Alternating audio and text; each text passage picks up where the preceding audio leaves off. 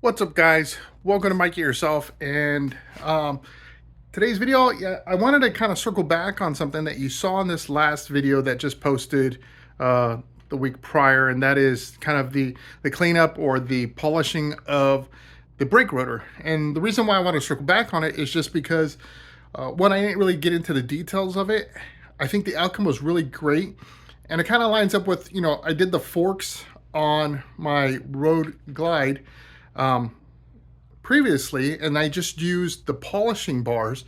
And when I did the brake rotor for the Road King, I only did it with sanding pads. Well, sanding pads and then a Brillo pad. So I wanted to kind of show that process and how easy it is and how great of a return you get from it. Because again, if you're like me, you're building on a budget and you may have to reuse parts and parts that just need to be cleaned up. And you may find that you have an aluminum part that you're like, man, I wish I could throw a little bit more shine on that. Well, I'm going to show you how to do it. So let's get to it. Damn it. Okay, guys, so what I'm going to do today is I'm going to show you how to go from this to looking more like this. Now, this rotor here, it had been scuffed up before with something a little bit more abrasive, so you can see some scratches in it, but you can tell the difference in reflection. I mean, you can see the lights there in the reflection versus this. You're not catching much of anything. I'm using the inside, so this is the outside. Now, this one was also refinished, so it's got some terrible scuff marks in there. We're going to use the inside of the rotor for two reasons. One, it's got a little bit more dirt to it, and it doesn't have those swirls in it to get just a cleaner outlook. So the tools we're going to use to do this is I'm going to use a little bit of steel wool, and this is 000 steel wool, just to kind of knock down some of the stuff that's just sitting on top of here. And then what we're going to do is we're going to go after it with sanding discs. So these are just wet, dry sanding discs. We're going to go from 240 up to 3000. And we're going to be using a plug-in drill gun because we're going to be doing a lot of spinning to this. So let's get this top surface cleaned up a little bit, and we'll proceed with the pads. So again, not hard to do. You just want to kind of get some of that grime and gunk off of there. This is not where the magic happens at all. And the reason I'm using such a fine grit steel wool is so I don't add any more gouges or whatever like you saw on that other disc, that other rotor, or even on the other side of this. I want to keep it looking really nice, right? Minimize the amount of ugly on it. Now the discoloration, that'll come off once we start sanding. Another way to do this is you can use a like a Brillo pad to do this. That'll probably help out a bit. I got some over here. Let me show you here. So I'm going to start kind of reverse with going with softest, being this orange one, and just to see kind of what I get, because again, what you want to do is avoid anything too aggressive that's not in alignment with your sanding disc, right? Because what will happen is you don't want to get a gap in between things, right? Kind of like jumping, say, from 200 grit to, I don't know, 800 grit, right? The grits missing in between there are going to develop. The 200 grit's going to give you some scuffs in there that the 800 grit will take you a long time to try to remove. So you just kind of want to be aware of that. So this is black, and it's doing a pretty good job of removing even the discoloration. And again, I'm just kind of doing it by hand, just because I don't want to goof things up at all.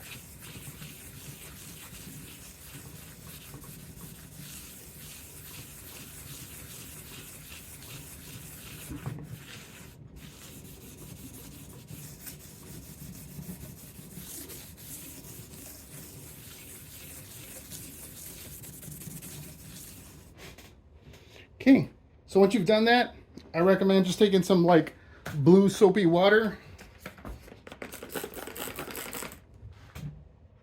and just wiping off just to clean the surface.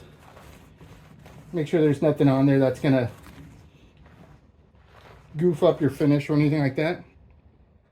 Now, when you go through this process, as you sand, I use kind of like a up and down motion. I kind of go around, and when you're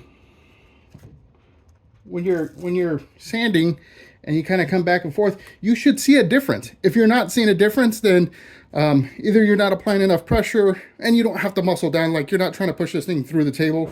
But you should see some kind of difference. It should get cleaner and cleaner as you go around. So when you go from the first one, as we'll do this one, you should see like an outcome that comes out a little bit nicer. And I'll zoom in on this first pass so you can kind of see that difference.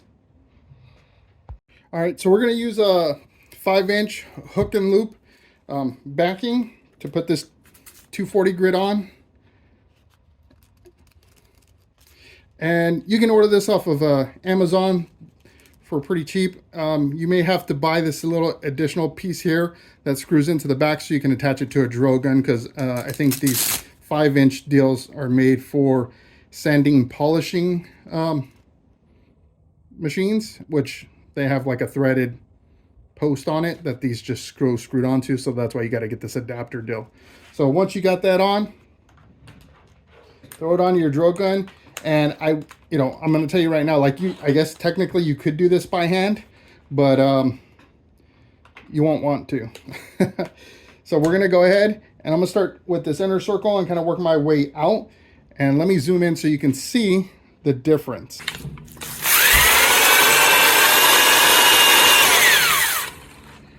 So immediately you're seeing it get shinier than what it previously was. Let me see if I can get this better on the camera. You can see it's much shinier, right? So that's what you're looking for. So as you go through, you want to make sure you get all the areas that look differently. Don't sit in one particular area, because then that's just work that single area and it's not going to look good. You're going to want to just kind of keep moving, get around. And once you've gotten it to a uniform look, then you should be good to go to your next pad or sanding disc. So we'll go ahead and jump into this and I'll show you the outcome from each of the discs.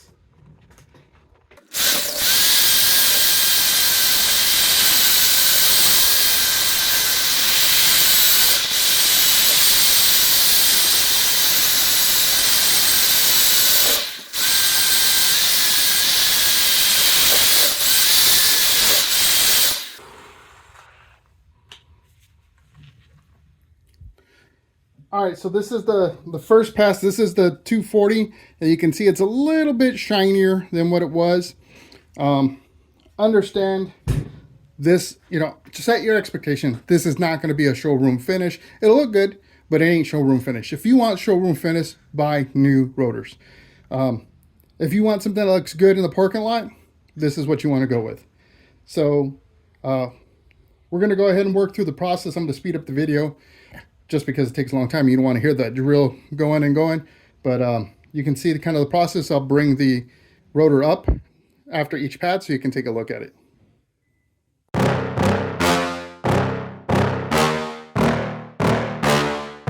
Yeah. Please tell me that I can't, that I won't, that I fail, that I'll never make it out, yeah.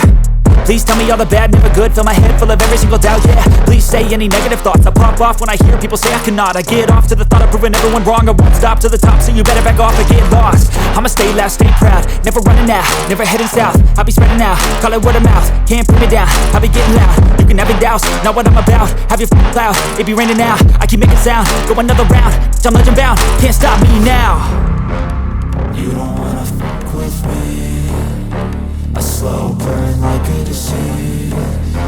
Just tell me that I can and I'll show you things that you couldn't believe.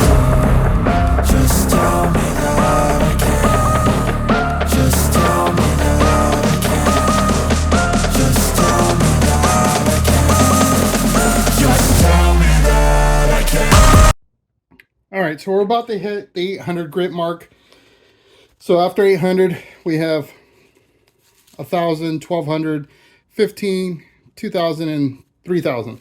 The reason I wanted to stop is just call out, this is where you should start see the reflective metal coming through, where it starts looking a little bit like chrome.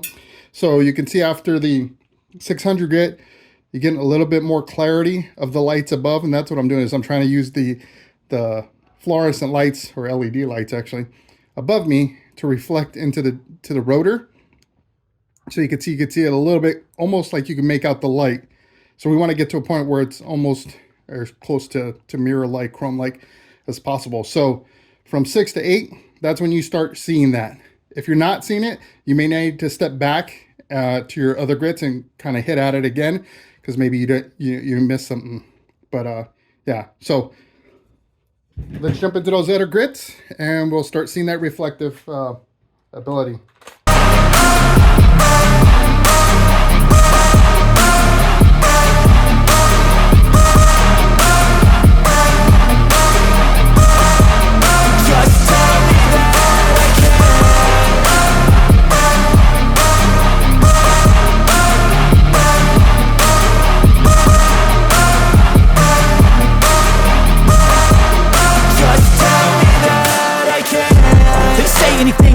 Cause I just wanna hear it out your mouth, yeah. Give me fuel, it's a tool that I use to go ahead and run my mouth, yeah.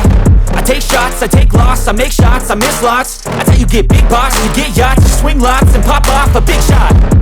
I ain't done chasing, got big dreams, bigger things, impatient. Who's at the top think they need replacement? Who's at the top think I'm gonna erase them? Face it, I don't give up quick, I don't give up, I won't give up this.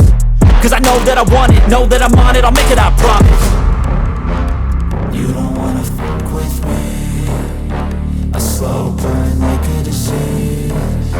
Just tell me that I can and show you things that you couldn't believe.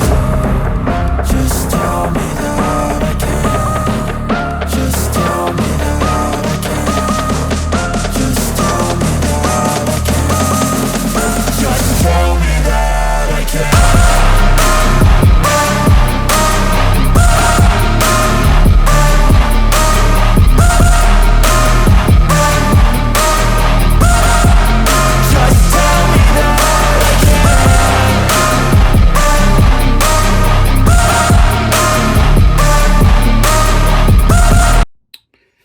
Okay guys, so we were done through the 3,000 grit, and now you look at, you can see the lights above. The camera is not focusing in on those specifically. It's still on the, see if I can get it to, look at that. If I make it focus on the lights, see how clear it gets?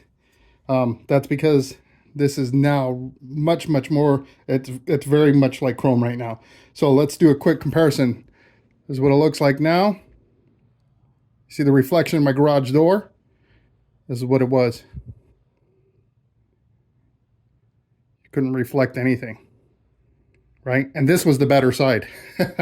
So there you go. Now, once you've done this part, you can go at it with maybe some like mothers to really get a little bit finer shine on it. It's not really necessary, just because, again, it looks much better. Look, you can see the flag, right? Can't even see anything. But yeah, it's not necessary to do. It's a simple process. All in all, it probably takes you about a good 20 to 30 minutes max, depending on how bad your piece of metal is. And again, this process actually works really great on flat metal. I don't know sanding wise how that would work on, say, fork tubes.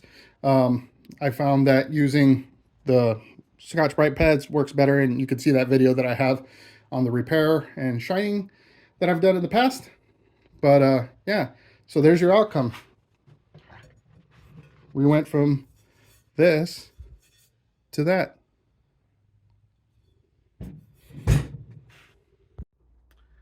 All right, guys, so I hope you enjoyed this video. I'm super happy with the output. Look at that. Nice, beautiful, right? That we got out of following that simple process of just using a little Scotch-Brite pad, like I said, to knock down any of that top layer stuff, so that way it's not getting gummed up into your sanding disc. And then just following up with each of those steps. So that kit that I got from Amazon, you get, I don't even know how many, but it's 5-inch wet sanding discs. They're not specifically made for metal. And in fact, I actually bought them for my marble table, and that's going to be a future video.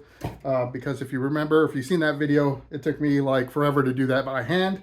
This time I'm going to do it with a drill gun. So we'll see how that comes out. I hope it comes out as good as the, well, aluminum that looks like chrome now does. If it does, then it's a total success. If you enjoyed this video, hit that thumbs up. If you enjoy my content, please become a subscriber. A significant number of folks that watch the videos aren't subscribers. I ask you hit that button. It costs you nothing, but it helps me out a ton. So I really, really do appreciate it. And until that next video does come out, I hope to see you in the win.